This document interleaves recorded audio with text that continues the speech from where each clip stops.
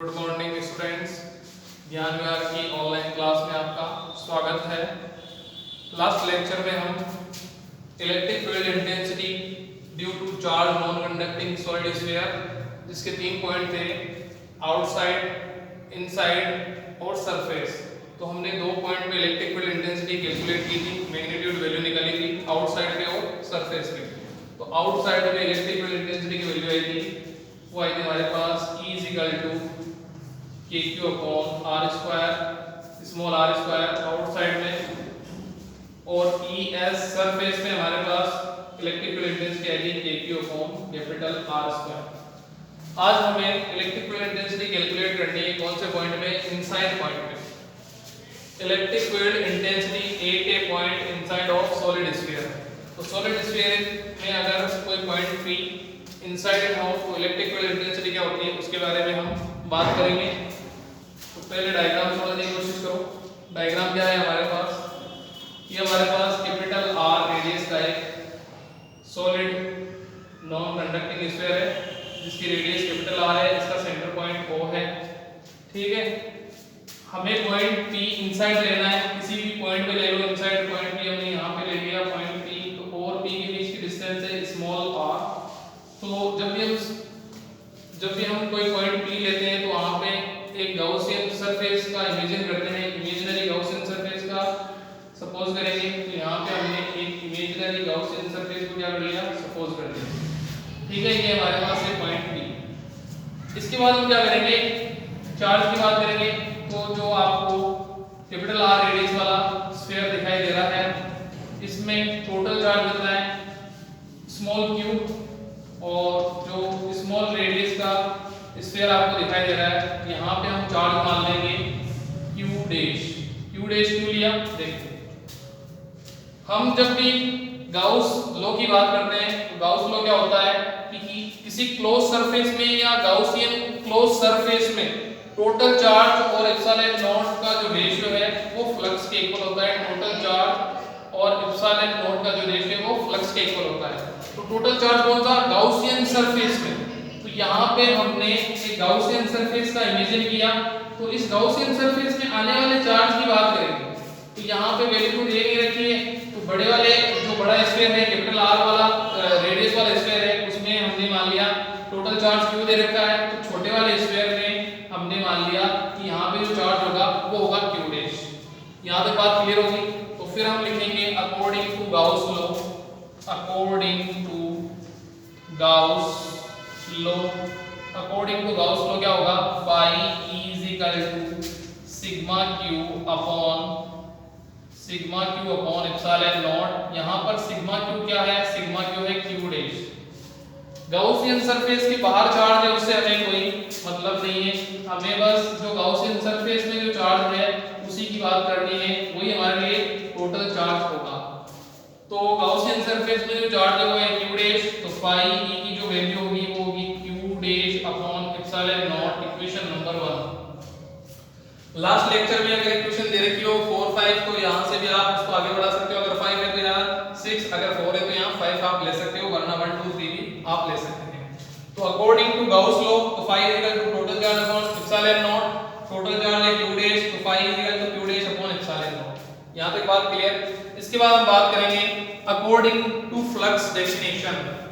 तो according to flux definition, according to flux definition, according to flux definition, तो point P पर electric field intensity की जो direction होगी वो होगी O से P डायरेक्शन में, और जो गाउसियन सरफेस है उसका टोटल एरिया है S। तो स्मॉल पार्ट से आउटपुट जो फ्लक्स होगा, छोटा सा एक स्मॉल पार्ट लेंगे, उससे निकलने वाले फ्लक्स की बात करेंगे, तो स्मॉल पार्ट का जो एरिया होगा वो भी E डायरेक्शन में होगा, O से P डायरेक्शन में होगा, जिसे हम लेंगे ds। तो according to flux definition, small part का फ्लक्स निकालेंगे तो वो भी स्मॉल होगा, d phi E vector dot ds vector, dot product है तो आप जानते हो cos थीटा ले सकते हैं, d phi E dot ds cos theta. Direction आपको पता है, दोनों सेम डायरेक्शन में है, पैरेलल में है, दोनों पैरेलल में हो तो हम क्या ले सकते हैं, दोनों अगर पैरेलल में हो तो E पैरेलल ds, तो थीटा 0 होता है और cos 0 की वैल्यू 1 होती है। तो यहाँ वैल्यू इनपुट करेंगे d phi E is equal to E dot ds into 1, तो d phi E is equal to E dot ds। ये हमारे पास स्मॉल पार्ट से आउटपुट फ्लक्स की वैल्यू कैलकुलेट हो गई। हमें टोटल गाउसियन सरफेस से रिलेटेड फ्लक्स निकालना है। तो टोटल फ्लक्स निकालने के लिए इक्वेशन नंबर 2 का हमें क्या करना है, integration. Find total flux then integration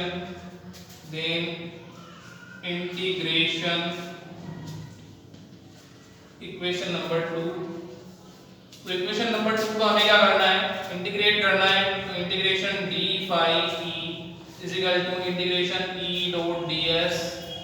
तो आपको पता है इंटीग्रेशन dx का x होता है, तो d phi का हो जाएगा phi E, इसको हम लिख सकते हैं E इंटीग्रेशन ds, तो ds का हो जाएगा E डॉट s, ds का हो जाएगा s, तो फाइनल आंसर आएगा E डॉट s।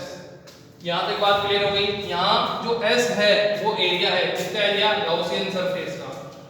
S जो यहाँ पर हमारे पास जो कैलकुलेट होके आया है वो S है area of Gaussian surface,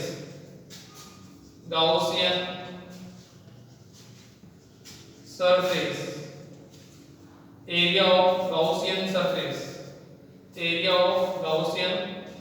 surface.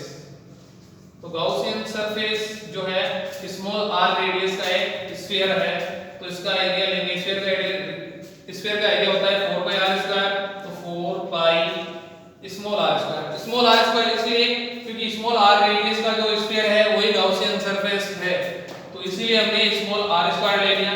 यहाँ पर वैल्यू इनपुट करेंगे, तो phi E is equal to E dot 4 pi small r square, equation number 3।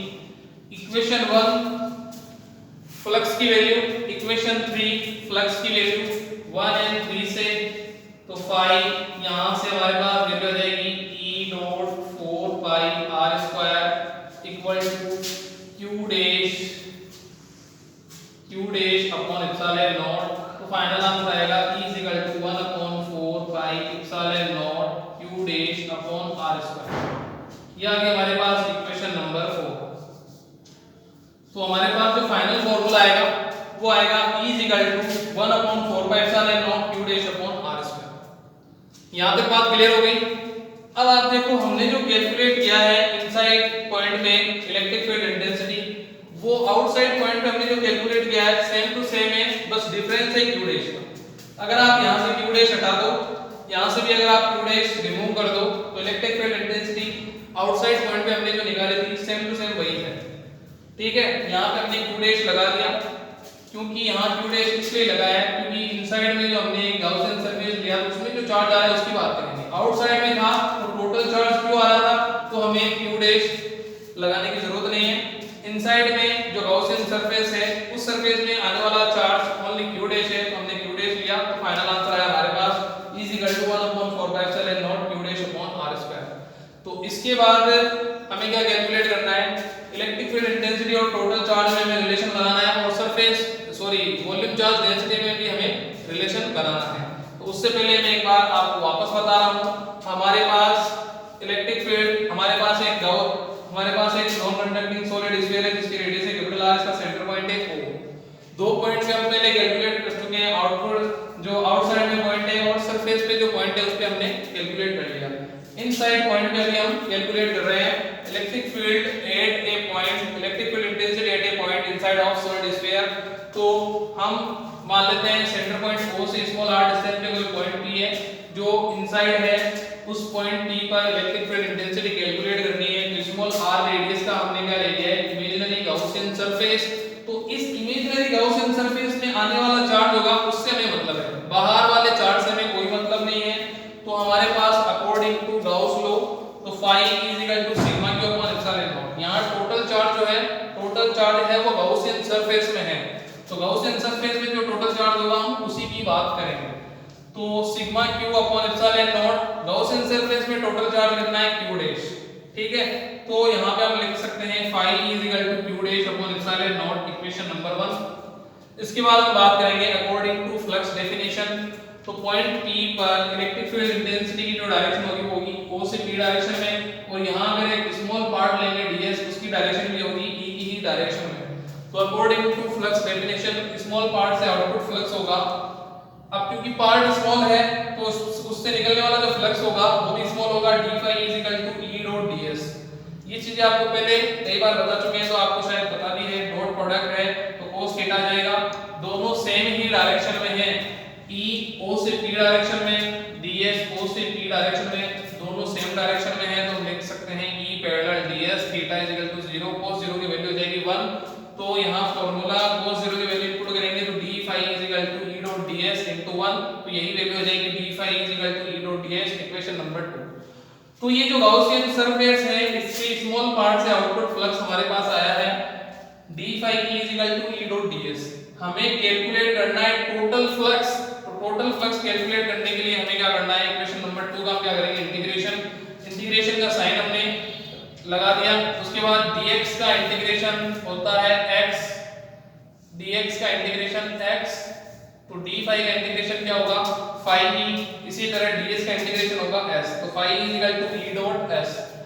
s यहाँ पे क्या है, s यहाँ पे हमारे पास है एरिया ऑफ गॉसियन सरफेस। तो area Gaussian surface small r radius वाला जो सरफेस है, ये जो स्फीयर है उसका एरिया, ना कि कैपिटल R वाला। तो गॉसियन सरफेस है हमारे पास स्मॉल r रेडियस वाला स्फीयर, तो area of Gaussian surface sphere का एरिया होता है 4 पाई r स्क्वायर। अब आपको r कौन सा लेना है, स्मॉल r लेना है कैपिटल R। तो आपको देखना है गॉसियन सरफेस किसमें है, स्मॉल r रेडियस वाला जो स्फीयर है वो है गॉसियन सरफेस। तो यहाँ पे 4 पाई स्मॉल r स्क्वायर, तो s की वैल्यू हमने यहाँ इनपुट की, तो phi is equal to E dot 4 pi r square.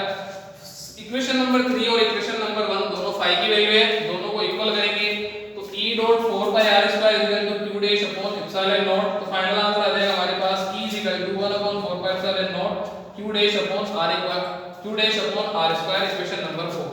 तो यहाँ तक हमने इलेक्ट्रिक फील्ड इंटेंसिटी कैलकुलेट कर ली इनसाइड में। अब हम टोटल चार्ज और इलेक्ट्रिक फील्ड इंटेंसिटी में रिलेशन बनाएंगे यहीं पे, और वॉल्यूम चार्ज डेंसिटी में भी हम रिलेशन बनाएंगे, जो हम नेक्स्ट वीडियो में पढ़ेंगे। Okay, thank you, bye.